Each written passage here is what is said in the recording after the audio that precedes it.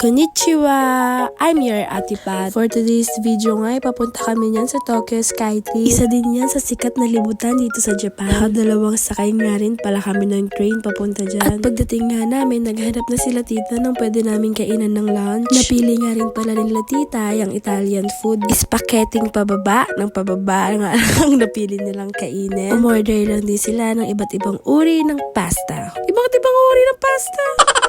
Hala, ano na itawag doon? Iba't ibang luto sa ng pasta? Ha? Gulo. Wala na po kayo. Umorder din pala sila ng pizza. Ang ganda nga rin pala ng view habang kumakain kami. And finally, tapos na kami kumain kaya lumabas na kami para makita yung Tokyo Skytree. Sobrang taas and sobrang ganda. Grabe.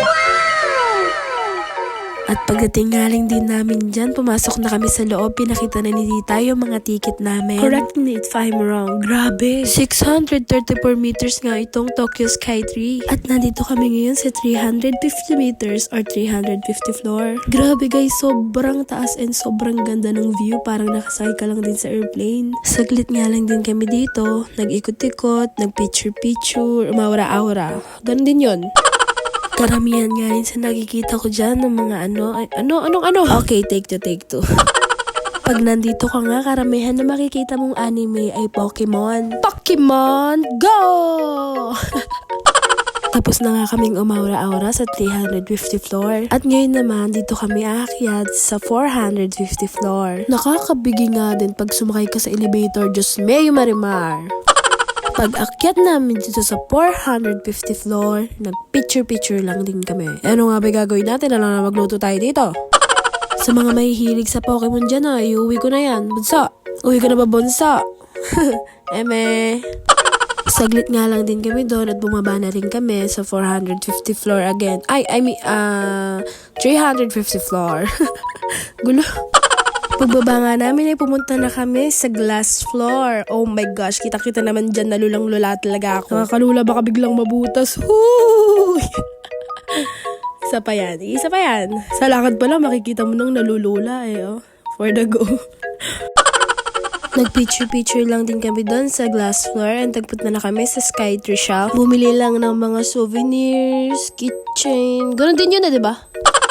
Basta bumili kami and thank you po sa sponsor. Thank you po sa lahat na nag-i-sponsor. Ting lumalabas kami. Sobrang saya po namin. Sobrang ganda rin ng pinuntahan namin na to. Japanese style talaga siya. Dito nga sa lugar na to, marami kang mabibili. Marami din kami nabili dyan nila tita. Sila tita lang pala marami nabili. Ang gulo ko, diba? Nag-try nga lang ulit kami ng tanghulo dyan. Ang pinili ko nga ay ang grapes at ang strawberry.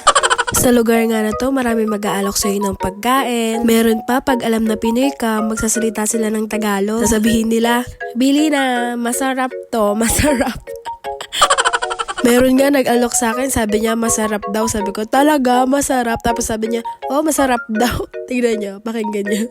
Sabi ba naman din sa akin, wala daw pera. Tama siya dun, wala akong pera.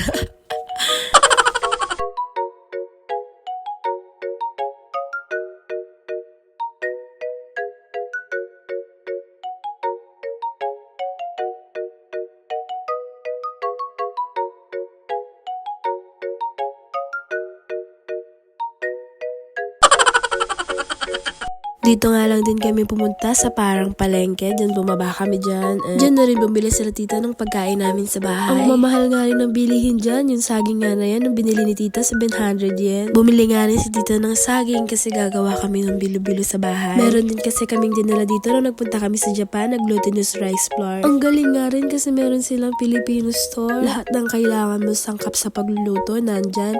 Meron din silang tilapia at saka hito. Yung mga ginagamit ko rin sa mukha na Eskinol na kalamansi, may safeguard, alcohol, Johnson's powder.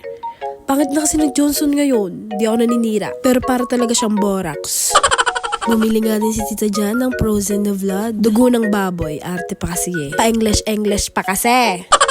And after nga nun, kumain kami sa American food. Arte.